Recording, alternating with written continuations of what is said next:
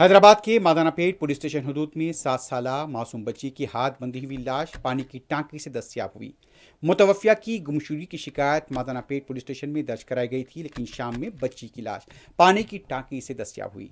इत्तला मिलते ही रुकन assembly Malakpet Ahmed Balala Madannapet police station पहुंचे, जहां उन्होंने इंस्पेक्टर पुलिस अंजनाइलू से मुलाकात करते हुए इस पूरे मामले की जामिद तहकीकात और खातियों को कैफर किरदार तक पहुंचाने का मुतालबा किया।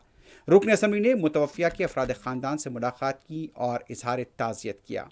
मुतल्लिक़ा कॉरपोरेटर अब्दुलसलाम शाहिद ने भी रुकन असम्बली की हिदायत पर मुकाम वाक़े का मुआयना किया। पानी की टांकी से लाश को निकाल कर पोस्टमार्टम के लिए रवाना किया गया।